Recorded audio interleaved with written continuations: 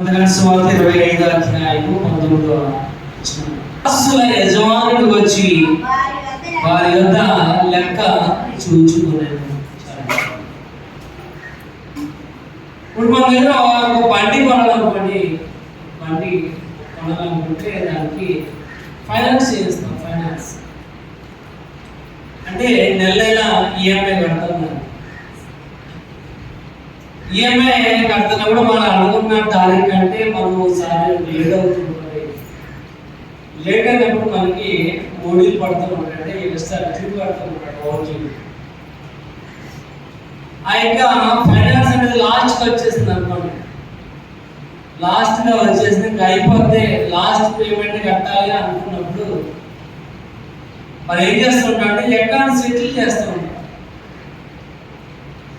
మనం ఆ ఇంకా ఇన్స్టాల్మెంట్ ఇస్తే వాడు అంటాడు, అబ్బా కాదండి మీరు 2 సార్లు టైం కట్టలేకపోవడం వల్ల ఓవర్ డ్యూ పడింది, అది కూడా మీరు సెటిల్ చేస్తేనే మీకు పేపర్ అనేది. ఇప్పుడు మన అకౌంట్ కనుక సెటిల్ చేయకపోయినట్లయితే వాడు ఆ డబ్బులో తిరుగుతూ ఉంటాడు మన దగ్గరికి. ఇప్పుడు ఆ అకౌంట్ సెటిల్ చేయాలంటే మన అకౌంట్లో ఉన్న బ్యాలెన్స్ జీరోగా ఉండాలి. జీరో అంటే వాడికి మనకి ఏ రకమైన లావాదేవీలు అనేది ఉండకూడదు. ఒక లోన్ మనం తీసుకోవాలనుకున్నాం, లోన్ మనం తీసుకోవాలనుకున్నప్పుడు మన అకౌంట్ మీద లోన్ తీసుకోవాలంటే దానికి సిబిల్ కోర్స్ అనేది ఉండాలి. సిబిల్ స్కోర్ అనేది ఉండాలి. సిబిల్ స్కోర్ ఉండాలి అనుకున్నప్పుడు మనం దాంట్లో ఏ అప్పు ఉండకూడదు, మన ఏది కూడా బ్యాంక్ వాళ్ళకి పెండింగ్ ఉండకూడదు. అలాగైతే మన సిబిల్ స్కోర్ పెరుగుతుంది, దానివల్ల ఏదైనా మనకు లోన్ అనేది ఇస్తాం. అంటే మనము ఒక సొసైటీని రన్ చేస్తున్నాం, ఒక ట్రస్ట్ని రన్ చేస్తున్నాం అనుకోండి. ఆ ట్రస్ట్కి లావాదేవీలు ఉంటాయి, ఎంత డబ్బు వస్తుంది, ఎంత ఖర్చు పెడుతున్నాం, ఎలా ఖర్చు పెడుతున్నాం అన్నదాన్ని ఒక పుస్తకం అనేది మెయింటైన్ చేయాలి. ఇంకా మీకు బెస్ట్గా ఎగ్జాంపుల్గా చెప్పాలంటే ప్రతి గ్రూప్ మీటింగ్ జరుగుతుంది, doctor group meeting. Doctor group meeting జరిగినప్పుడు కొన్ని తీర్మానాలు తీసుకుంటాం. ఆ తీర్మానాలు అన్నప్పుడు ఏం చేస్తామంటే పుస్తకంలో రాసుకుంటాం. ఆ 10 మంది కూడా వాటి మీద సంతకాలు పెట్టాలి. అంటే మనం ఏ పని చేసినప్పటికీ, ఏ రక లావాదేవీ జరిగినప్పటికీ దాంట్లో ఏ రకమైన లాభ నష్టాలు లేకుండా జీరో అకౌంట్ ఉన్నట్లయితేనే మనం ఏ లోన్ పెట్టుకోవాలనుకుంటే ఏం చేయాలన్నది. దానికి ఒక ఉద్యోగం కూడా ఉంది, దాన్ని చార్టెడ్ అకౌంట్ సిఏ అంటారు. ఈ చార్టెడ్ అకౌంట్ యొక్క పని ఏంటంటే ఈ కంపెనీకి ఎంత అమౌంట్ వస్తుంది, ఏ రకమైన ముడుసలు వస్తున్నాయి, ఎంత ఖర్చు పడుతున్నారు, ఎంత మిగులుతుంది, అవన్నీ కూడా ఆ పుస్తకంలో ఒక చిత్రాలు రాస్తాడు. కాబట్టి ఆ యొక్క ఇయర్ ఎండింగ్, మనకి ఇయర్ ఎండింగ్ అంటే మార్చి 31 ఇయర్ ఎండింగ్. ఈ బ్యాంకులో మార్చి 31 ఎంత అప్పు ఉంది, ఎంత అప్పు తీరింది, అవన్నీ కూడా అకౌంట్స్ అనేది కూడా క్లియర్ చేసుకుంటారు. అలాగే వాక్యవాక్యం రాయబడి వచ్చింది, మనం కూడా లెక్క అప్పగించవలసిన వారిగా ఉన్నాం. మనం కూడా లెక్క అప్పగించాలి. ఇప్పుడు రాయబడి వచ్చింది, బహుకాలం తర్వాత ఆ దాసుల యజమానుడు వచ్చి వారి లెక్కలు చూచుకొనేమో రాయబడి వచ్చింది. లెక్కలు అంటే మనం కూడా మన యొక్క జీవితంలో మన యజమానుడు వస్తాడు. మన యజమానుడు వచ్చినప్పుడు మనం కూడా మన లెక్కలు ఏం చేయాలంటే చూసుకోవాలి. లెక్కలు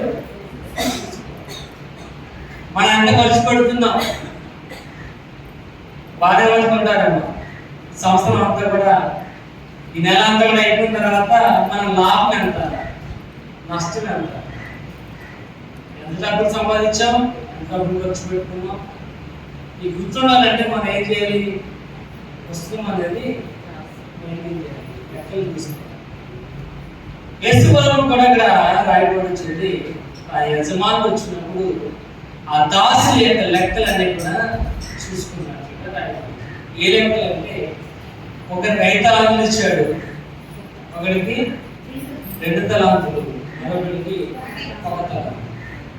కానీ వారి తలాంతులు చెప్పిన వారికి ఇచ్చిన తర్వాత బహుకాలమైన తర్వాత యజమాని వచ్చాడు, నేను ఎంతంటే ఎవరెవరికి ఇచ్చానో లెక్కలు చెప్పమన్నాడు. చూడండి, మనం కూడా ఎవరికైనా అప్పించామనుకోండి, అబ్బాయి ఏం రాస్తాం, ప్రామిసర్ పెట్టుకో సంతకం పెట్టించుకుంటాం దానికి. ఓ సంవత్సరమో 2 సంవత్సరాలు అయిన తర్వాత ఆ అప్పు వాడు తిరిగి కడుతున్నప్పుడు మనం లెక్కలు చూస్తాం, అసలు ఎంత, వడ్డీ ఎంత ఇవ్వాలి, ఎంత అయ్యింది అనేది లెక్కలు చూస్తాం. అలాగే దేవుని యొక్క వాక్యం ఒకసారి మనం ఆలోచన చేసినట్లయితే సెటిల్ అవర్ అకౌంట్స్, మన అకౌంట్స్ ఏం చేయాలంటే సెటిల్ చేసుకోవాలి. మనం కూడా దేవునికి లెక్క అప్పగించవలసిన వారు. ఒకసారి ఎప్పుడు రాసిన పత్రిక 4వ అధ్యాయము 13వ వచనం, మనం ఎవరికి లెక్క అప్పగించవలనో ఆ దేవుని కనులకు సమస్తము మరుగై ఉండలేదు, సమస్తం కూడా తేటగా కనబడదు. ఇక్కడ రాయబడి ఆయన దృష్టికి కనబడని సృష్టము అనేది లేదు, ఆయన దృష్టికి కనబడింది ఏది కూడా ఈ లోకంలో లేదు. ఈ రూఫ్ కింద ఎంతమంది ఉన్నామో పైన నుంచి ఉన్నవాడికి తెలియదు, పైన ఉన్న వాళ్ళకి తెలియదు ఈ బిల్డింగ్ కింద ఎంతమంది ఉన్నారు. కొన్నిసార్లు బిల్డింగ్లు కూలిపోతూ ఉంటాయి, నుంచి అప్పుడు అంటూ ఉంటారు ఎంతమంది ఆ బిల్డింగ్ కింద ఉన్నారో తెలీదు అని. ఎంతమంది ఉన్నారో తెలీదు, ఎంత డెడ్ బాడీలు ఉన్నాయో తెలియదు, ఎందుకంటే వాళ్ళకి కనబడదు. కానీ ఇక్కడ రాయబడి ఆయన దృష్టికి కనబడని సృష్టి అనేది లేదు. కాబట్టి మనం ఎవరికి లెక్కలు అప్పగించాలో ఆయన కనులకు సమస్తమును కూడా మరుగై ఉండకుండా తేటగా కనబడదు. నీళ్లు బురదలు ఉన్నాయి అనుకోండి, అడుగులో ఎంత మట్టి ఉందో మనకి అదే నీళ్ళు తేటగా ఉన్నాయి అనుకోండి, ఆ కింద ఏముందో మనకి స్పష్టంగా కనబడుతుంది. రాయబడి వచ్చింది, మనం కూడా దేవునికి లెక్క అప్పగించవలసిన వారు, లెక్క చెప్పవలసిన బాధ్యత మనం.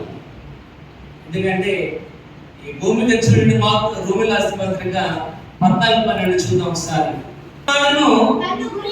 తన గురించి దేవునికి లెక్క అప్పగించాలి. ఏంటంటే మనలో ప్రతి వాడును తన గురించి దేవునికి లెక్క అప్పగించాలి. మనము దేవునికి లెక్క అప్పగించవలసిన బాధ్యత ఉంది. ప్రతి మనుషుడు తన గురించి దేవునికి లెక్క అప్పగించాలి. చూడండి, అదే ఎపిలాస్ పత్రికలో రాయబడుతుంది, ఒకసారి చూడండి 6వ అధ్యాయం వచ్చిన అప్పగించవలసిన వారి వలె మీ ఆత్మ రాయబడుతుంది. మీ పైన ఉన్న వారు ఏం చేయాలంటే లెక్క అప్పగించవలసిన వారుగా ఉన్నారు. కానీ భూమి మీద ఉన్న ప్రతి వారు కూడా దేవునికి లెక్క అప్పగించాలి. ప్రతి మనుషుడు దేవునికి లెక్క అప్పగించవలసిన వారిగా ఉన్నారు. ఇక్కడ అనుకున్నాడు, ఆ దాసుడు రాగానే వారి లెక్కలను. కాబట్టి ఒకసారి మనం ఆలోచన చేద్దాం, మనిషి ఏమి లెక్క పెడుతున్నాడో చూద్దాం. మనిషి ఏమి లెక్క పెడుతున్నాడు. మత్తయి సువార్త 6వ అధ్యాయము 25వ వచనం, ఏమి తిందుమా ఏమి త్రాగుతుమా అన్ని ప్రాణమును గురించి, ఏమి ధరించుకున్న దేహమును గురించి. ఇక్కడ రాయబడి వచ్చింది, మనుషుడు ఏమి లెక్కిస్తున్నాడు అంటే ఏమి తిందుమా ఏమి త్రాగుతుమా ఏమి ధరించుకుందుమా అని చింతిస్తున్నాడు, లెక్కిస్తున్నాడు. గూగుల్లో నేను కొట్టినట్లయితే వాట్ మ్యాన్ కౌంట్స్ అని కొడితే 10 వచ్చినాయి. ఏమి మనుషుడు కౌంట్ చేస్తున్నాడు అని. దాంట్లో ఫస్ట్ది చెప్పండి, ఎస్ ఏంటి అంటే మంచిది తినాలి. చెప్పాలి, మంచిది తినాలి. మనిషి తన జీవితంలో కౌంట్ చేసింది ఏంటంటే మంచి ఆహారం తినాలి, మంచి ఆహారం. నెక్స్ట్ దాంట్లో రాయబడింది ప్రేమ, ప్రేమించబడాలి, ప్రేమించాలి. మనిషి యొక్క జీవితం ప్రమాద దశ రాగానే వచ్చే నెక్స్ట్ మినిట్ ఏంటంటే ప్రేమ. ప్రేమించాలి లేకపోతే ప్రేమించబడాలి. ప్రేమ చాలా విలువైంది. కానీ మనిషి యొక్క జీవితంలో ఫోన్ చేసేది ఇంకా గుడ్ ఫ్యామిలీ, మంచి కుటుంబం. అంటే ఇక్కడ రాయబడుచున్నట్లుగా హెల్తీ ఫ్యామిలీ అంటే ఆరోగ్యకరమైన కుటుంబం. అంటే మన కుటుంబంలో ఏ బలహీనత అనేది ఉండకూడదు, ఏ బలహీనత అనేది ఉండకూడదు అనేది మనిషి కౌంట్ చేస్తుంటాడు. నాలో చూస్తున్నట్టు ఫైనాన్షియల్ గా కంఫర్ట్. ఫైనాన్షియల్ గా కంఫర్ట్ అంటే అన్ని రకాలుగా అప్పు ఇవ్వకుండా, అప్పు తీసుకోకుండా ఉండాలి అని. ఎందుకంటే వీటి వల్లే లేనిపోని జబ్బులన్నీ వస్తూ ఉంటాయి. వీటి వల్ల లేనిపోని టెన్షన్లు అనేవి వస్తూ ఉంటాయి. ఒకటి ఇవ్వకూడదు, రెండు తీసుకోకూడదు. కాబట్టి మానవుడు అనుకుంటాడంట నేను కంఫర్ట్ జోన్ లో ఉండాలి, ఫైనాన్షియల్ గా కంఫర్ట్ గా ఉండాలి. బీ విత్ మై ఫ్యామిలీ, ప్రతిసారి నేను నా కుటుంబంతోనే ఉండాలి. బీ బెస్ట్, నేను బెస్ట్ గా, నేను మాత్రమే బెస్ట్ గా ఉండాలి. కానీ మానవుడి యొక్క జీవితంలో ఏమి తిందుమా, ఏమి తాగుదుమా, ఏమి ధరించుకుందుమా అని లెక్కలు వేస్తూనే ఉంటాడు. ఆ లెక్కల వల్లే ఆదాము హవ్వ ఏదైనా తోట నుంచి బయటికి తూలవేయబడ్డాడు. అంటున్నాడు నువ్వు లెక్క అప్పగించాలి. ప్రతి వ్యాధంతో బిడ్డల కందువు నేను చెమట ఊస్తే నీకు ఆహారం అనేది లేదు. కాబట్టి లెక్క చెప్పవలసిన బాధ్యత అనేది అదే 1వ యోహాను పత్రిక 2:16 రాయబడుతుంది. లోకంలో ఉన్నదంతా కూడా నేత్రాశ, శరీరాశ, జీవుడు, ఇవన్నీ కూడా దేవుని వద్ద నుండి వచ్చినవి కాదు. కాబట్టి ఈ లోకంలో దేవుని కనబడనది ఏ సృష్టము కూడా, ఆయన కళ్ళకు మరుగైనది ఏది కూడా లేదు. కనుక మనం దేవునికి లెక్క చెప్పవలసిన బాధ్యత అనేది. కానీ మనం దేవుని లెక్క చెప్పాలి కనుక దేవుడు ఏమి లెక్కిస్తున్నాడో చూద్దాం ఒకసారి. చూడండి, యోబు గ్రంథము 31వ అధ్యాయం 4వ వచనం. ప్రవర్తన తెలుసు కనుక నా అడుగు జాడలను ఆయన లెక్కించును. మొదటిది రాయబడుచుంది, ఆయన మన అడుగు జాడలను లెక్కించేవాడు అన్నాడు. అంటే ఏంటి అడుగు జాడలు అంటే ఏంటి? ఇంకో ట్రాన్స్లేషన్లో రాయబడుతుంది తీరు దెబ్బలు అని అంటూ ఉంటాం. తీరు దెబ్బలు అంటే ప్రవర్తన. ఇక్కడ మొదటి రాయబడుచుంది, ఆయన ఏడు లెక్కించేవాడు ఉన్నాడంటే మన ప్రవర్తన లెక్కించేవాడు ఉన్నాడు. ఇల్లు లేకపోయినా ఉండగలం, డబ్బు లేకపోయినా ఉండగలం, ఆహారం లేకపోయినా ఉండగలము. కానీ మన ప్రవర్తన అనేది సరిగ్గా లేదనుకోండి, మన ప్రవర్తన సరిగ్గా లేదనుకోండి, మన ఇంటి సీడీ మీద కూడా ఎవరిని కూర్చొని ఆ ప్రవర్తన సరిగ్గా లేనివాడు మన గుమ్మం దగ్గరికి వస్తే మనం కలిపేసేద్దాం. దొంగోడు వచ్చాడు అనుకోండి, ఆ దొంగడు నాకు తెలుసు, వాడి ప్రవర్తన సరిగ్గా లేదు. ఇంట్లో కాలుస్తామా? మంచి నీళ్ళు కూడా ఏమో వాడికి, ఎందుకంటే ఇప్పుడు వచ్చి ఏమో దొంగతనం చేస్తాడో తెలియదు.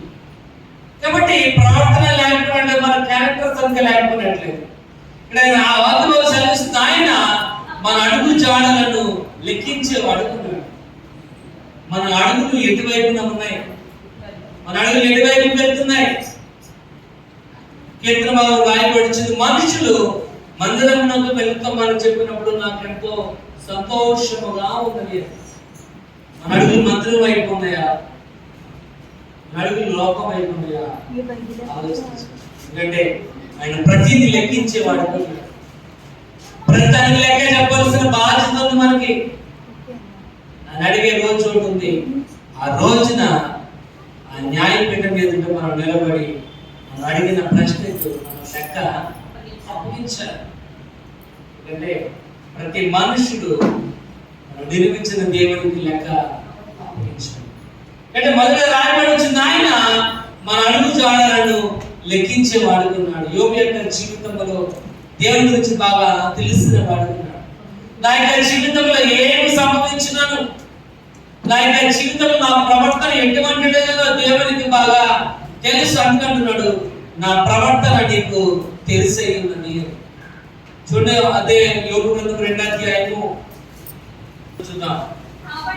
అపవాది యెహోవా సన్నిధి నుండి వచ్చి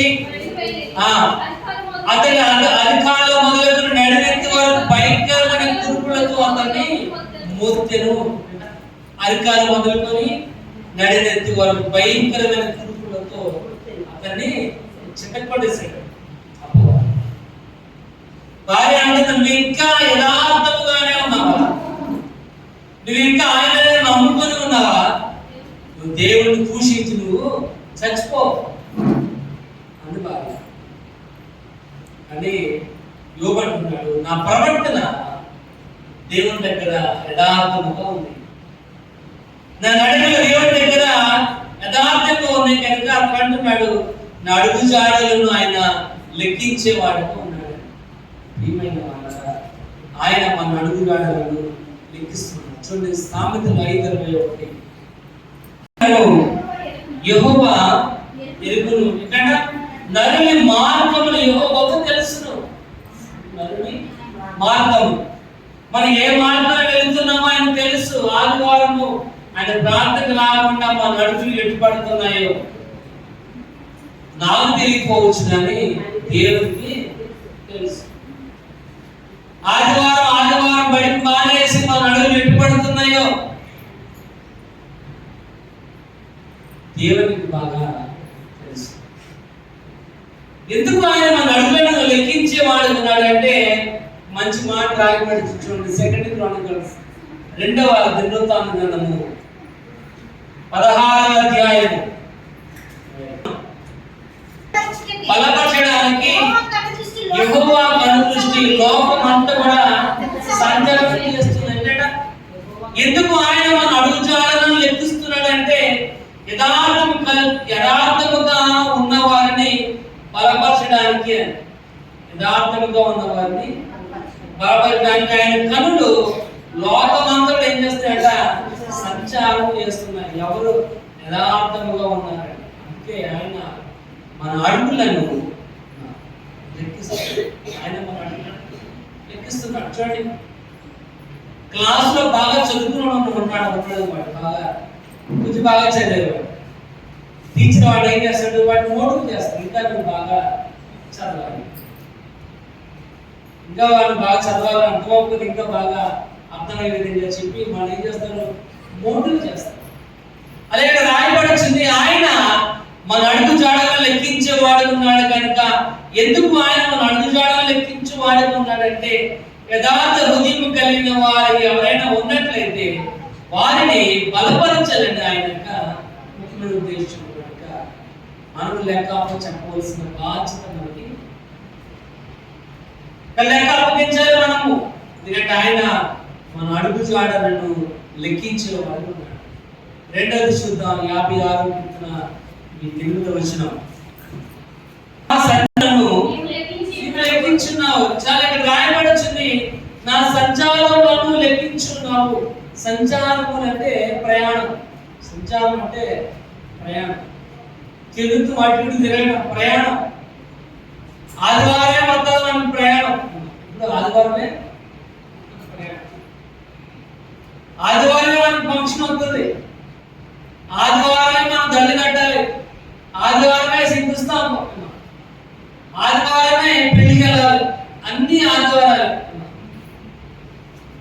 ఇష్టవారం చాలా మంది ఉన్నారు. ఎవరికి పనులు అంటే ఆదివారం లెక్కలు చూపించుకోవాలి. లెక్కలు చూడాలంటే ఆదివారం కోసం వెయిట్ చేయాలి. రాత్రి రావాలంటే కాళ్ళు లెక్కలు చూపించు. ఇక్కడ మనం కూడా అటువంటి వారిలో ఉన్నాడు. రాయబడి వచ్చింది, ఆయన లెక్కించేవాడు ఉన్నాడు. ఏమి లెక్కించేవాడు అంటే మన సంచారం లెక్కించేవాడు ఉన్నాడు. మన ప్రయాణం, ఏ ప్రయాణం మనం వెళ్తున్నాం, ఎటు వెళ్తున్నాం. ఎందుకంటే ఆదివారం బడి సాధనకు సంబంధించినంతా కూడా చిల్లు సంచులు వేయబడుతుంది. ఇక్కడ మన ప్రయాణానికి మనము లెక్క చెప్పాలి. నువ్వు ప్రాంతానికి రాలేదంటే లెక్క చెప్పాలి దేవునికి. నువ్వు నాకు లెక్క అప్పగించిన అవసరం లేదు, కానీ దేవునికి నువ్వు లెక్క అప్పగించాలి. సంవత్సరానికి 52 ఆదివారాలు, 52 ఆదివారాలు ఎన్ని ఆదివారాలు మానేసావు? దేవునికి లెక్క చెప్పాలి. లెక్క చెప్పాల్సిన బాధ్యత ఉంది. ఎందుకంటే దానికి ఎగ్జాంపుల్ ఇక్కడ మనం చదువు 25వ అధ్యాయం బహుకాలమైన తర్వాత దాసుల యజమానుడు వచ్చి వారి లెక్క చూచుకోలేను. వారి లెక్క మన దగ్గర రూపాయి కూడా మనం పోగొట్టుకో, మన దగ్గర రూపాయి కూడా పోగొట్టుకో. నువ్వేంటే ఆయన నువ్వు ఏ టైంలో వచ్చినా, 9 గంటలకు వచ్చినా, మధ్యాహ్నం 12 గంటలకు వచ్చినా, 1 గంటలకు వచ్చినా, 2 గంటలకు వచ్చినా, 3 గంటలకు వచ్చినా, 5 గంటలకు వచ్చినా, వారి లెక్కల ప్రకారంగా వారి జీతాన్ని దేవుడు వారికి ఇస్తున్నప్పుడు దాని లెక్క అడిగే బాధ్యత కూడా ఆయనకి లెక్క చెప్పాల్సిన బాధ్యత నీకు.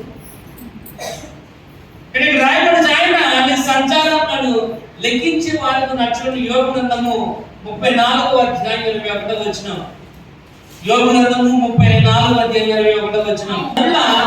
మార్గముల మీద ఉంచబడి ఉంది.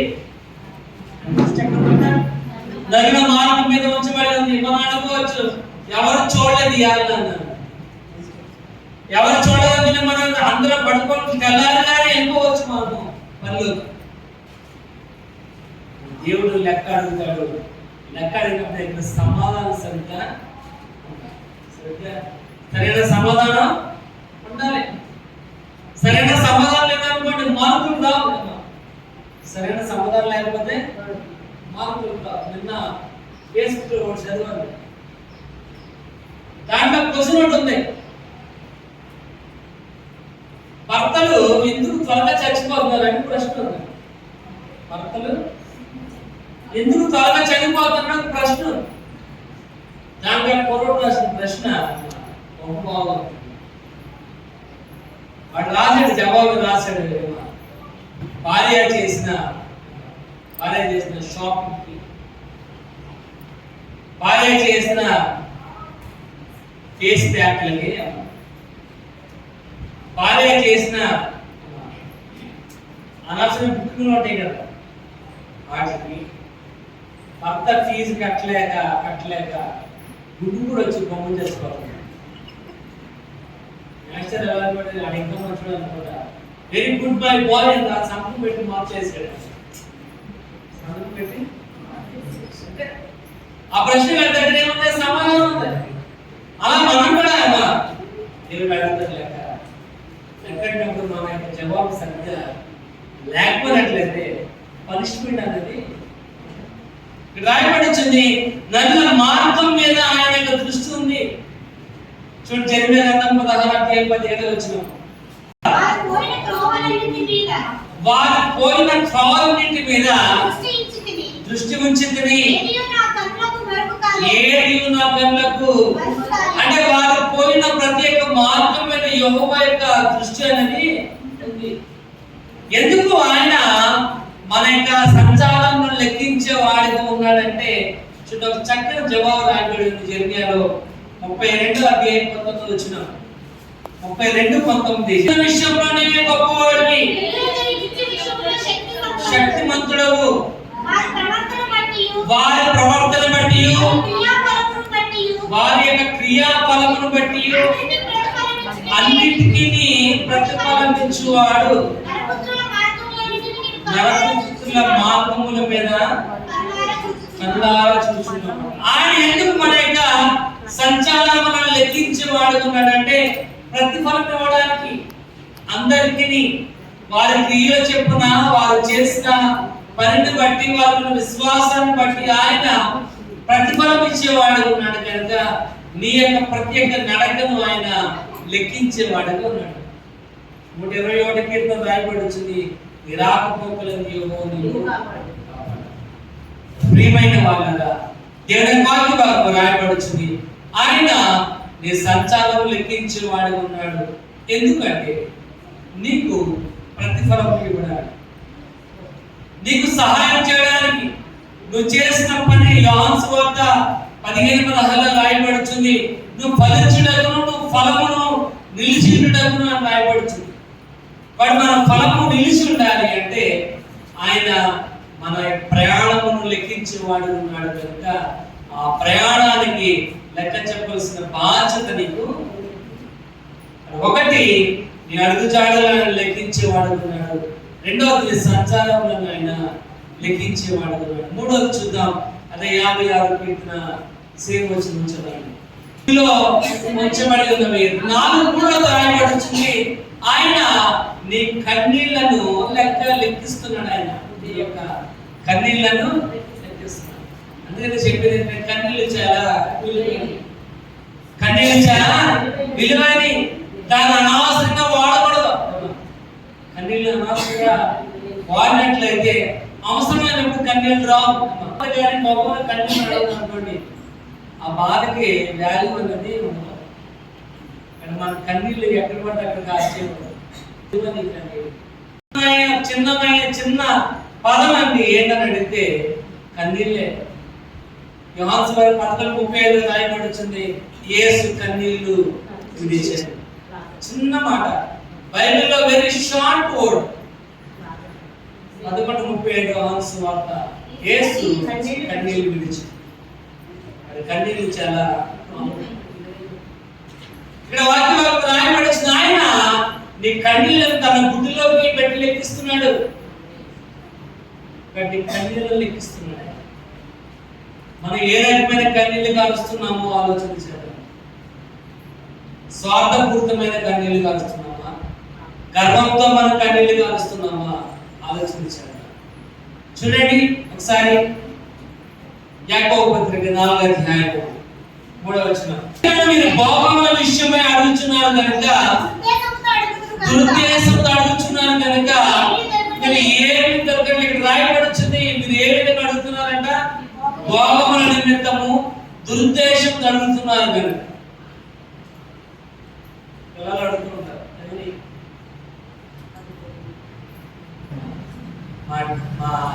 నా ఫ్రెండ్ జామెట్రీ బాక్స్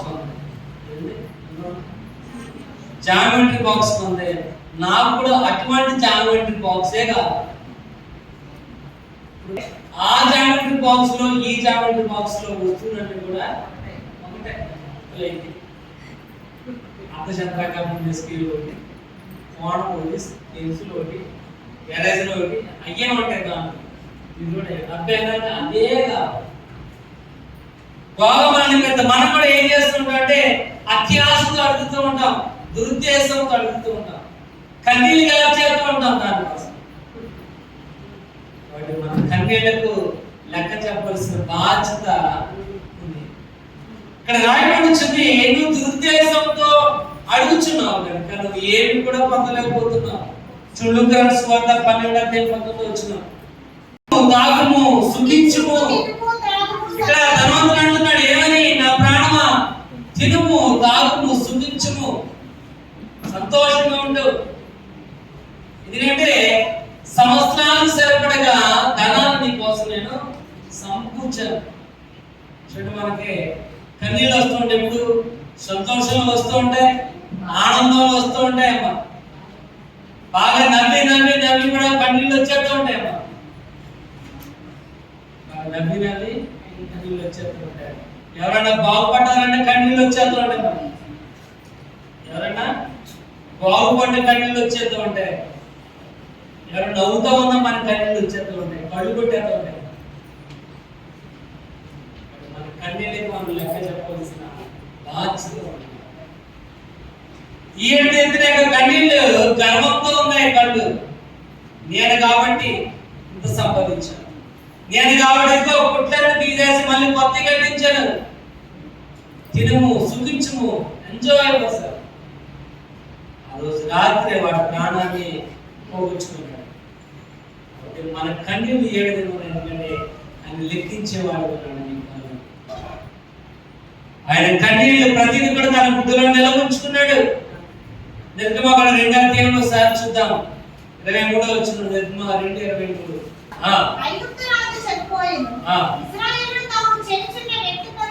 ఇశ్రాయేలు తను చేయుచున్న పనులను బట్టి నిట్టూర్పులు విడిచుచు మొరపెట్టుచుండగా వారి వెట్టి పనులను బట్టి యెహోవాకు వారు ప్రార్థన చేశారు.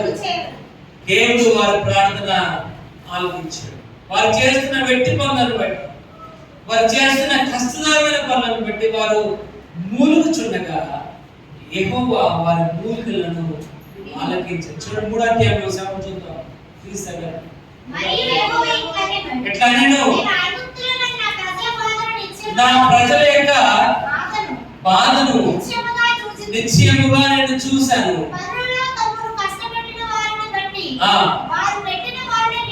వారు పెట్టిన మరణింటిని వారి దుఃఖమును నాకు తెలిసి ఉన్నవి. ఆ ఇశ్రాయేలు జనాంగము పెట్టిన కన్నీళ్లు ఆయన లెక్కించాడు. ఇశ్రాయేలు జనాంగం పెట్టిన ఇక బాధను ఆయన చూశాడు. వారి కన్నీళ్ళని ఆయన చూసే కన్నీళ్ళని లెక్క పెట్టాడు కనుక మోషే యొక్క నాయకత్వంలో వారిని వాగ్దాన భూమిలోనికి నడిపించాడు. భయంకరమైన శోధనలు ఇబ్బందులు వచ్చినప్పుడు, కష్టాలు వచ్చినప్పుడు, వాళ్ళు ఎదుర్కొన్న ఎర్ర సముద్రం ఉన్నప్పటికీ, భయంకరమైన జెరికో కోట ఉన్నప్పటికీ, గోడల్ని కూడా పునాదులుగా లేపన కాలం ఏంటంటే దేవుడు వారి కన్యాలను లెక్కించిన వాడు. అనే సమయంలో దేవుని వాక్యం సెలవిస్తుంది, ఆయన కూడా మన కన్నీళ్లను లెక్కించేవాడు. యెషయా 38 చూద్దాం. యెషయా 35వ వచనం. యెషయా 38వ అధ్యాయం. హిజ్కియాతో పోయి అతను అంటాను, నీ పితృడైన దావీదునకు దేవుడైన యెహోవా చేసిన నిబంధన ఏంటంటే నీవు కన్నీళ్లు విడుచుట ఆయన చూశాడు, ప్రార్థన ఆయన అంగీకరించాడు కనుక నీ 15 సంవత్సరముల ఆయుష్ కాలము. హిజ్కియా యొక్క కన్నీళ్లు దేవుడు లెక్క పెట్టాడు. హిజ్కియా కాల్చిన కన్నీళ్లు వాల్యుబుల్ కనుక ఆ కన్నీళ్లు వృధా కాకుండా ఉండాలని దేవుడు తన గుడ్డలో లెక్క పెట్టి తన యొక్క జీవితంలో ప్రతి కన్నీటికి 1 సంవత్సరం చొప్పున 15 సంవత్సరం తన యొక్క జీవితంలో ఆయుష్ కాలము పెంచాడు. కాబట్టి దేవుడు నీ కన్నీళ్ళు లెక్కిస్తున్నాడు కనుక నీ కన్నీళ్ళకి లెక్క చెప్పవలసిన బాధ్యత నీకు. ఎందుకంటే యెషయా 25వ అధ్యాయంలో 2వ వచనం, యెషయా 25 ఆయన నీ ముఖం మీద ఉన్న ప్రతి భాష నీ ముఖం మీద ఉన్న ప్రతి ఒక్క భాష బిందువును ఆయన తుడిచివేసేవాడు ఉన్నాడు కనుక నీ కన్నీళ్ళు చాలా విలువైన కనుక నీ కన్నీళ్ళకి లెక్క చెప్పవలసిన బాధ్యత నీకుంది. నీ కన్నీళ్ళు స్వార్థపూరితమైనవా లేకపోతే దేవునికి విధేయత కలిగినవా? ఎందుకంటే ఆయన అంటున్నాడు, కన్నీళ్ళు తిరుగుతూ వాడు సంతోష ఆనందంతో వారి పనులను కన్నీళ్ళను ఆయన లిఖించేవాడు. 4వ చూద్దాం. 1 కొరింథీ 12వ అధ్యాయం. 1 కొరింథీ 12వ అధ్యాయము 18వ వచనం. దానిని తన చిత్త ప్రకారముగా ఉంచెను. చాలు. దాంట్లో రాయబడుచుంది, అయితే దేవుడు అవయవముల ప్రతి దానిని తన చిత్త ప్రకారంగా ఉంచెను. అంటే ప్రతి ఒక్క అవయవమును కూడా ఆయన లెక్కించేవాడిగా ఉన్నాడు. ప్రతి ఒక్క అవయవమును కూడా ఆయన లెక్కిస్తున్నాడు. మన యొక్క శరీరంలో మనకి ఎన్ని అవయవాలు ఉన్నాయంటే 78 అవయవాలు ఉన్నాయమ్మా. 78 బోన్స్ అన్ని కలిపి ఒకటి, పళ్ళని కలిపి ఒకటి, ఆ లెక్కేసుకుంటే 78 అవయవాలు ఉన్నాయి మన యొక్క శరీరం. ఈ 78 అవయవాల్లో పళ్ళు బోన్స్ తీసేస్తే 77 ఉంటాయి. అంటే పళ్ళు 32, మన బోన్స్ 206. మొత్తం కలిపితే మన శరీరంలో ఉన్న అవయవాలన్నీ కలిపి ఏంటంటే 315. 315 బోన్స్ ఉన్నాయి, 10 అవయవాలు. ఈ 315 సరైన రీతిలో కనుక పనిచేయకపోయినట్లయితే, ఈ 315 కూడా సరైన రీతిలో కనుక పనిచేయకపోయినట్లయితే మనము బ్రతుకున్న వేస్ట్, బ్రతుకున్న చనిపోయిన వారితో సమానం. కాబట్టి ఈ యొక్క 78 అవయవాల్లో 5 అవయవాలు చాలా ముఖ్యమైనవి మానవుని యొక్క జీవితం. అవేంటి చెప్పండి? మానవుని యొక్క జీవితంలో 78 అవయవాల్లో 5 బాగా ముఖ్యమైనవి ఏంటి అంటే ఒకటి గుండె, రెండోది బ్రెయిన్, కిడ్నీలు, లివర్, ఇంకా లంగ్స్. గుండె, మెదడు, కాలేయం, ఊపిరితిత్తులు, కిడ్నీ. ఈ 5 గంటలు లేకపోయినట్లయితే, మనం జీరో. కానీ ఇక్కడ రాయబడి వచ్చింది, ఆయన అవయవముల ప్రతి దానిలో ఆయన లెక్కించి మన యొక్క శరీరంలో పెట్టాడు. అప్పుడే పుట్టిన బేబీకి ఎన్ని బోన్స్ ఉంటాయి అంటే 270 బోన్స్ ఉంటాయి. 270 బోన్స్ ఉంటాయి అప్పుడే పుట్టిన బేబీ. కానీ బేబీ పెద్దదయ్యి అమ్మా ఒక వయసు వచ్చినప్పటికి 206 బోన్స్ ఉంటాయి. 206. ఎందుకంటే ఆ బోన్స్ అన్ని కూడా ఒకదానికి అతుక్కుని దృఢంగా స్ట్రాంగ్ గా ఉంటాయి కనుక కొన్ని బోన్స్ కలిసిపోతే మనం అంటూ ఉంటాం వీడికి బోన్ తగ్గలేదు, వీడికి ఏం చేయాలి బోన్ తగ్గలేదు. కొంతమంది చూడండి ముక్కు బోన్ కనుక జాయింట్ అవ్వదు అనుకోండి అమ్మా, ముక్కు పొడుకుంటుంది కదా. దానివల్ల అర్థం ఏంటంటే ఈ ముక్కులో ఉన్న బోన్ ఒకదానికి ఉంటే కలవలేదు. వాడికి గూడు ఎప్పుడు ఉంటుంది, కారణం ఏంటంటే ఈ గూడు బోను సరిగ్గా కలవలేదు. అలాగే అప్పుడే పుట్టిన బేబీ 270 బోన్స్ ఉంటాయి. వాడు పెద్దవాడు అయిన తర్వాత అంటే 10 సంవత్సరాలు వచ్చిన తర్వాత వాడు పెరుగుదల ఆగిన తర్వాత వాడు బోన్స్ 200. కాబట్టి ఈ బోన్స్ లో ఏది సరిగ్గా పని చేయకపోయినా, ఈ అవయవంలో ఏది పని సరిగ్గా పని చేయకపోయినా మానవుని యొక్క జీవితం అనేది చెప్పారు. ఇక్కడ మన శరీరంలో పెద్ద గ్రంథి, పెద్ద అవయవం ఏంటంటే శరీరం. శరీరం ఈ చర్మం. మన బాడీలో పెద్దది ఏంటంటే ఈ చర్మం. అలాగే చిన్నది ఉంది మన బాడీలో, అతి చిన్నమైన గ్రంథి ఒకటి ఉంది అమ్మా, అతి చిన్న గ్రంథి.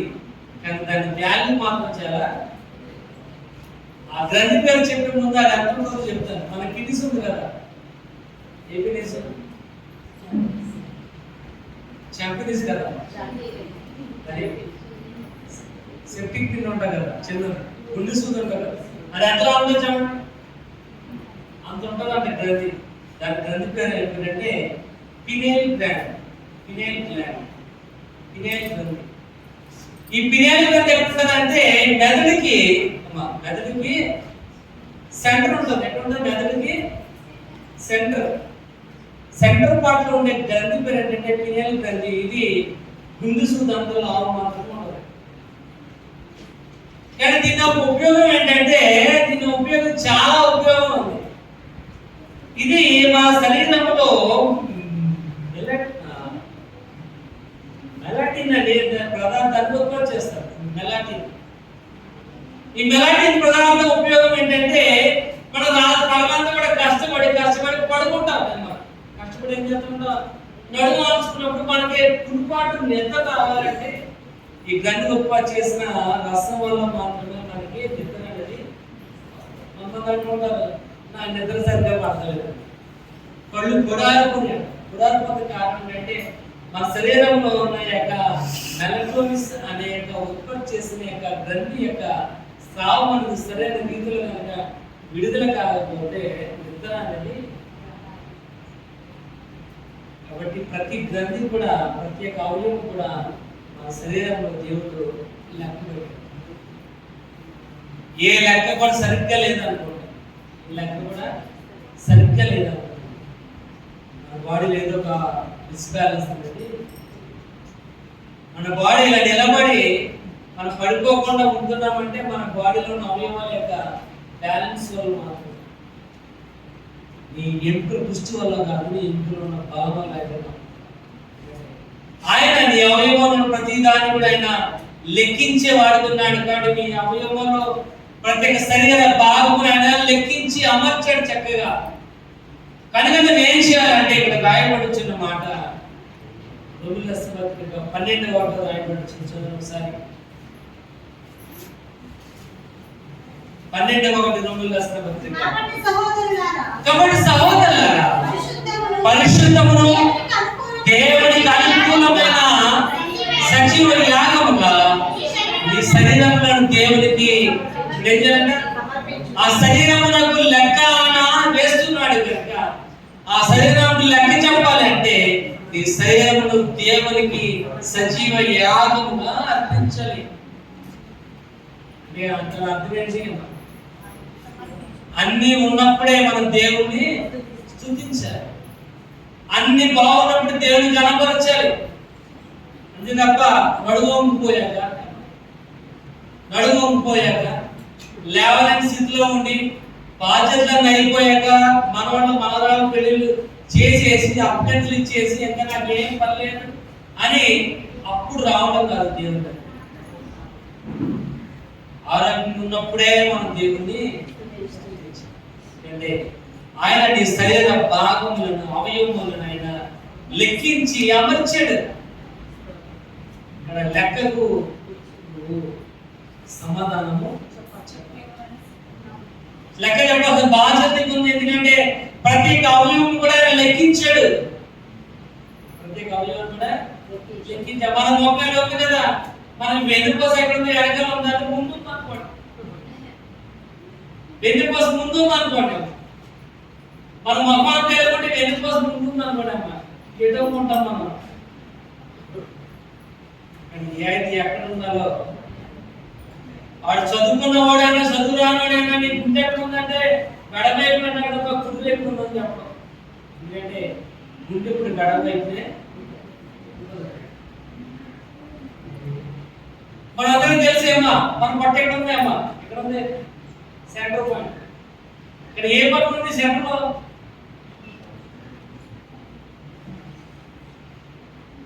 ఏ పక్కన ఉందంటే వెడమ పక్కన ఉంది పట్టు. మనకి ఇక్కడ కుడి పక్కన ఉండదు, కుడి పక్కన పేగులు ఉంటాయి, ఎడమ పక్కన పట్టు ఉంటుంది. ఇక్కడ ఎక్కడ ఏది ఉండాలో అమ్మా మనం అట్టుకుంటూ ఉండాలి. పేగు జారిందమ్మా, పేగు జారి ఏమైపోతే అమ్మా దానికోసం ఎన్ని ఆపరేషన్లు, ఎన్ని మందులు. ఎందుకంటే అది ఉండవలసిన చోట కనుక ఉండకుండా కొంచెం తప్పుకోవడం మన రాయపడుతుంది. ఆయన ఈ శరీర భాగములను లెక్కిస్తున్నాడు, లెక్క చెప్పాల్సిన బాధ్యత. కాబట్టి సహోదరులారా, సజీవము నీ శరీరములను దేవునికి సజీవ యాగముగా అర్పించాలి. ప్రతిదానికి కూడా లెక్క ఉంది. ఆయన అడుగుజాడలు లెక్కిస్తున్నాడు, నీ సంచారం లెక్కిస్తున్నాడు, నీ కన్యలు లెక్కిస్తున్నాడు, నీ శరీర భాగం లెక్కిస్తున్నాడు. బాగా పాడగలవా? పాడు దేవుడి కోసం.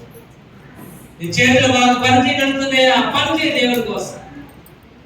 బాగా నడవగలుగుతున్నావా? నడువు దేవుని యొక్క వాక్యాన్ని బోధించడం కోసం. నువ్వు ఎంతగా దాచుకుంటావో అంతగా స్టక్ అయిపోతుంది. స్టక్ అయిపోతాయి. అదే బలంగా కూర్చున్నాం అనుకోండి, మనం అంటుంటాం నడుదలకు వచ్చేస్తున్నాం. అందువల్ల అదే బలంగా మనం కూర్చోడం వల్ల ఏంటంటే చేయ కడప నుంచి తిమ్మిడి ఎక్కిపోతుంది. గడిసెలు చూసినారు. ప్రతిదాన్ని కూడా లెక్క చెప్పాల్సిన బాధ్యత మాకు ఉంది. మనం అనుకోవచ్చు నోటు రాయించుకున్నాం, ఏం చేస్తాం చెప్పాలి. నోటు రాయించుకుంటాం, నోటు పోయింది అనుకోండి, నోటు పోయింది అనుకోండి, ఏంటి పరిస్థితి? అర్థంగా చెప్పింది. అప్పించావాడికి నోటు పోయింది, రాయించుకున్న ప్రూఫ్ పోయింది. ఇప్పుడు ఏంటి పరిస్థితి? ఆ విషయం వాడికి తెలిసింది అనుకోండి, మనకు అప్పేవడం ప్రూఫ్ అడుగుతాడు, మన దగ్గర ప్రూఫ్ లేదు. ఏం చేయడానికి వాడైనా దయచేసి మనకి ఇవ్వాలి తప్ప మనం డిమాండ్ చేయడానికి ఎవరు కూడా చాలా తెలివైనడు కదా. చూడు మలాకి 3:5 మలాకి 3 కదా ఇస్తున్నాడు. ఉండవారికి ఆయన గ్రంథము ఆయన సముఖములో ఉందంట. ఏంటంటే ఆయన ఒక గ్రంథం ఉంది, ఒక పుస్తకం ఆయన మెయింటైన్ చేస్తున్నాడు. ఈ ఆదివారం ఎంతమంది వచ్చారు? ఈ ఆదివారం ఎంతమంది దేవుడి యొక్క వాక్యాలు ఉన్నారు? ఈ ఆదివారం ఎంతమంది దేవుడి యొక్క వాక్యం మీద ఆసక్తి కలిగిన వాళ్ళు? సముఖం మంది ఏమన్నాడో గ్రంథం ఉంది. గ్రంథంలో ఏం చేస్తాడు? మన చిట్టా రాస్తాడు. ఇక్కడ రాయబడి వచ్చింది, భక్తులు మాట్లాడుతున్న మాటలను ఆయన చెవి యొక్క ఆలోచిస్తాడు. మనం మాట్లాడుకుంటాం ఫోన్, పక్కనున్న వాళ్ళు కూడా వినపడతాం మనం ఏం మాట్లాడుతున్నాం.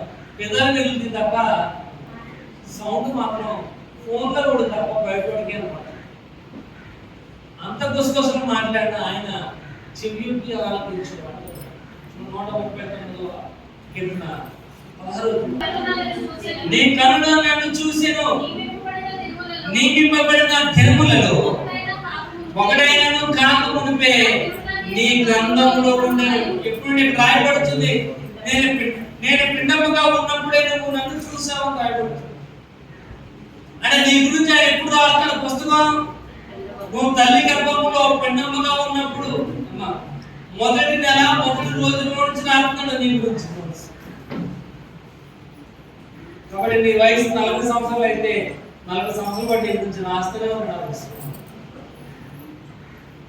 నీ వయసు 5 సంవత్సరాలు అయితే 5 సంవత్సరాలు బట్టి రాస్తూనే ఉన్నాడేమో. మనం ఒక 2 నెలలు 3 నెలలు అయిపోతే 200 పేజీలు నోట్స్ అయిపోతాం. 2 నెలలు 3 నెలలు స్కూల్కి వెళ్తేనే 200 పేజీలు నోట్స్ అయిపోతున్నప్పుడు ఆయన నువ్వు పిండముగా ఉన్నప్పుడే ఆయన కన్నులు నిన్ను చూచుకుంటు అప్పటి నుంచి ప్రతి దినం కూడా ఆయన గ్రంథంలో రాస్తున్నాడు నీ గురించి. కాబట్టి లెక్క చెప్పవలసిన బాధ్యత నీకు. ఒకసారి చూడండి, మత్తయి 12:36. మత్తయి 12:36. అప్పుడు ఆయన 12:36 నేను మీద చెప్పిన ఏమనగా వ్యర్థముగా పలుకు ప్రతి మాటను విమర్శ తెలుపున లెక్క చెప్పవలసి ఉంది. ఎందుకంటే వ్యర్థముగా పలుకు ప్రతి ఒక్క మాటకు విమర్శ తెలుపున లెక్క ఒక రోజు వస్తుంది. సామెత ఉంది, every dog has a day. ప్రతి కుక్కకి ఒక రోజు. అలాగే మనకు రోజు వస్తుంది. ఆ రోజున మనం లెక్క చెప్పవలసిన వారిగా ఉన్నాం. విమర్శ తెలుపున లెక్క చెప్పవలసిన వారు. మనం ప్రతి మాట్లాడే ప్రతి వ్యర్థమైన మాట కూడా మనము లెక్క చెప్పాలి. ఈ నరమైన నాలుక ఏమంటది? అనుకోకుండా వచ్చేసిందమ్మా. అనుకోకుండా వచ్చింది కాదు. మనం బయటలో ఆల్రెడీ అనుకున్నాం, ఈ మనిషి కనబడితే ఈ మాట తప్పనిసరిగా నెక్స్ట్ టైం అవునాను. అప్పుడు అనుకున్న మాట ఆ సమయం రానే వచ్చింది, ఆ మాట వేసింది. ఇప్పుడు అనుకోకుండా వచ్చింది అన్నాడు. అనుకుంటేనే వచ్చింది. కానీ నువ్వు చెప్పే నువ్వు మాటల ప్రతి ఒక్క వ్యర్థమైన మాటకు విమర్శ దినమని ఉంటుంది. అది నువ్వు లెక్క చెప్పాల్సిన బాధ్యత నీకు ఉంది. కనుక ఆ యొక్క యజమానుడు బహుకాలమైన తర్వాత తిరిగి వచ్చాడు. వారి లెక్కలన్నీ కూడా సరిచూశాడు. లెక్కలను సరిచూసి ఆ 30 వచనంలో అంటున్నాడు, వీడిని తీసుకువెళ్ళి ఆ చీకటి గదిలో వేసేయండి. ఎందుకంటే అక్కడ పండ్లు కోరుకుంటాయి, నిత్య మరణం, ఇబ్బంది, శిక్ష. ప్రియమైన వాడు ఒక తలం తీసుకున్నాడు అంటున్నాడు, నువ్వు చల్లని చోట పంట కూర్చువాడు అని నువ్వు చూడిపోయి ఎత్తని చోట పోయేవాడు. 5:24 చూడండి, 25-24. నేను ఎత్తని చోట పోయేవాడను, చల్లని చోట పంట కూర్చుకునేవాడను, కఠినమైన వాడవని నేను అనుకున్నాను. అంటున్నాడు ఏంటంటే నువ్వు కఠినమైన వాడవని అనుకున్నాడు. కనుక అంటున్నాడు సోమరి అయిన వాడ. సోమరి అయిన చెడ్డ రాస్తున్నా తీసుకుని వెళ్ళి ఆ చీకటి గదిలో అడుగులు తాను కూడా తీసుకోండి. ఎందుకంటే లెక్క అక్కడితో పూర్తయింది. ఈ భూమి మీద ఉన్న మనం మన లెక్కలు అప్పచెప్పవలసిన సమయం తెలుగుతుంది. కనుక మన లెక్కలు మన పుస్తకంలో సరిగ్గా ఉండలేదు.